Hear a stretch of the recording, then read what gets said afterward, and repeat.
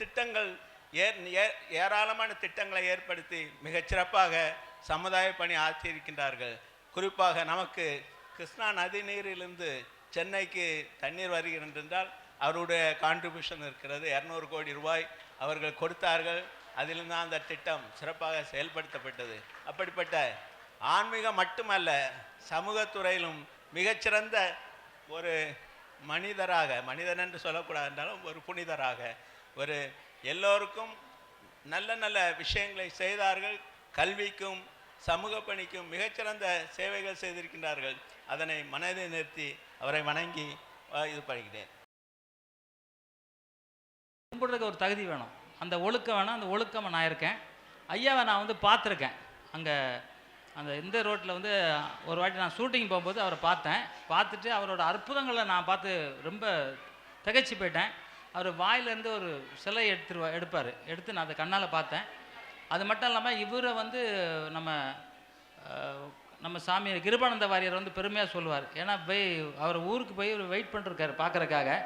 போன இடத்துல வந்து அவர் 3 நாளாக அவரை வந்து பார்க்கல, கிருபானந்த வாரியரை. இவர் அங்கே ஊரில் போய் வெயிட் பண்ணுறாரு.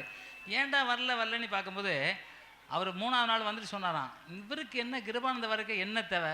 ஓய்வு தேவை. ஓய்வு இல்லாமல் இருக்காரு. நம்ம ஊரில் வந்து ஓய்வு எடுக்கட்டும்னு சொல்லிட்டு வரலையாம். அதாவது இவர் என்ன நினைக்கிறாருன்னு அவர் சொல்லியிருக்காரு. அப்போது நம்ம மனித கடவுள், அவர் வந்து நம்ம மனிதனாக பார்த்தா ஒரு மாபெரும் கடவுளுங்கிறது எனக்கு தெரியும். நான் இங்கே ஒரு டாக்டராவோ இல்லைனா முன்னாள் ஆளுநராகவோ பாஜகவின் ஒரு தலைவராகவோ நான் இங்கே வரல. மரியாதைக்குரிய நமது சுவாமிஜியின் பக்தையாக மட்டும்தான் நான் இங்கே வந்திருக்கிறேன். அதனால் நான் அவருக்கு மரியாதைக்குரிய நமது சுவாமி அவர்களின் பக்தையாகத்தான் நான் இங்கே வந்திருக்கிறேன். அவர் தான் என்னை அழைத்தார். இங்கே நான் ஏதோ வார்த்தைகளுக்காக இதை சொல்லவில்லை. ஒவ்வொரு நாளும் அவர் எனக்கு வழிகாட்டி கொண்டிருக்கிறார் என்றே நான் நினைத்து கொண்டிருக்கிறேன். ஒவ்வொரு வியாழக்கிழமையும் என்னால் இயன்ற அளவிற்கு சுவாமியின் கோயிலுக்கு முதல்ல சுந்தரத்திற்கு போவேன். நான் மாநில தலைவராக இருக்கும்போது வியாழக்கிழமை எப்பொழுதும் எங்கள் அலுவலகத்திற்கு போக வேண்டி வரும். சுவாமியோட சுந்தரத்திற்கு போயிட்டு தான் நான் வியாழக்கிழமை என்னோட அலுவலகத்திற்கு வருவேன். 20 வருஷமாக சுந்தரத்தில் பார்க்குறவங்கெல்லாம் என்ன புட்டபர்த்திக்கு போகலையான்னு கேட்டாங்க. நானும் புட்டபர்த்திக்கு போகணுன்னு எவ்வளவோ முயற்சி செய்கிறேன். ஆனால் சுவாமியோட அருள் பாருங்க, என்னோட புட்டபர்த்திக்கு என்னோட பக்தை உயர்ந்த பதவியான ஆளுநராக தான் வர வேண்டும் என்று நான் நினச்சிருந்தேன். அதனால் உன்னை ஆளுநராக இங்கே வர வச்சிருக்கேன் அப்படின்னு சொன்னதாக நான் எடுத்துக்கொண்டேன். அரசியலிலும் சரி பல நிகழ்வுகளையும் சரி பாபா எனக்கு வழிகாட்டி இருக்கிறார்.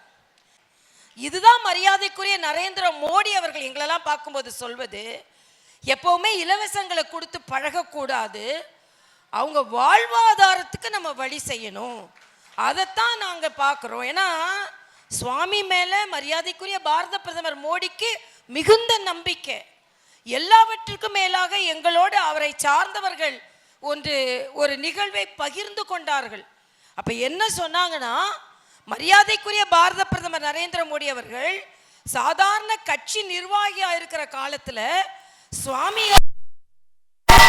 அதில் வந்து அவங்க ஆசீர்வாதத்தை வாங்கும்போது சொன்னாராம், நீ இன்னைக்கு சாதாரண தொண்டனா என்னை வந்து நீ வணங்குற, ஆனால் இந்த நாட்டுக்கே தலைவனா மிக பெரிய பதவிக்கு நீ வந்து அமர்வேன்னு சொல்லிட்டு மரியாதைக்குரிய மோடி அவர்கள் சாதாரண தொண்டனா இருக்கும்போது சொல்லியிருக்காருன்னு நான் கேள்விப்பட்டேன்.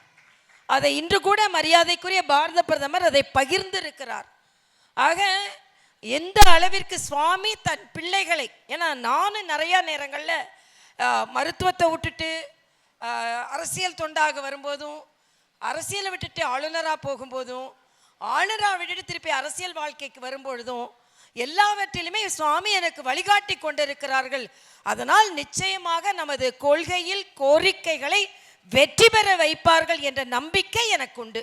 ஆக இன்னைக்கு நீங்கள் அழைத்தது கூட சுவாமி தான் என்னை அழைத்தார்கள். உங்களை எல்லாம் பார்த்ததில் எனக்கு மகிழ்ச்சி. ஏனென்றால் தினம் தினம் நிறைய நிகழ்வுகளில் எனக்கு வழிகாட்டி இருக்கிறார்கள்.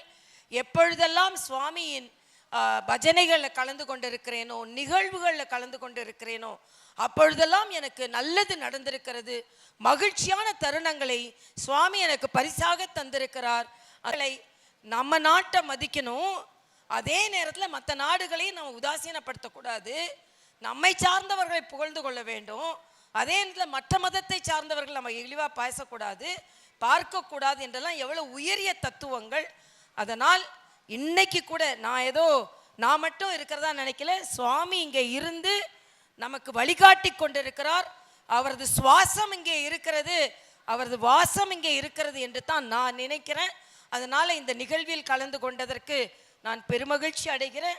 எல்லா நலனையும், எல்லார் குடும்பத்திற்கும் மகிழ்ச்சியையும், ஆரோக்கியத்தையும், வளத்தையும், எல்லாவற்றிற்கும் மேலாக மன நிம்மதியையும், மற்றவர்களுக்கு சேவை செய்ய வேண்டும் என்ற பெரிய மனதையும், அதன் மூலம் மகிழ்ச்சியையும் இறைவன் நமக்கு தருவார், நமது சுவாமி நமக்கு அருள்வார் என்ற நம்பிக்கையோடு மரியாதைக்குரிய சத்யசாய் பாபா சுவாமி அவர்களின் பாதங்களை தொட்டு வணங்கி நான் உங்களிடமிருந்து மகிழ்ச்சியாகவே வெற்றியோடு விடைபெறுகிறேன் என்று தான் சொல்ல வேண்டும். நன்றி, வணக்கம்.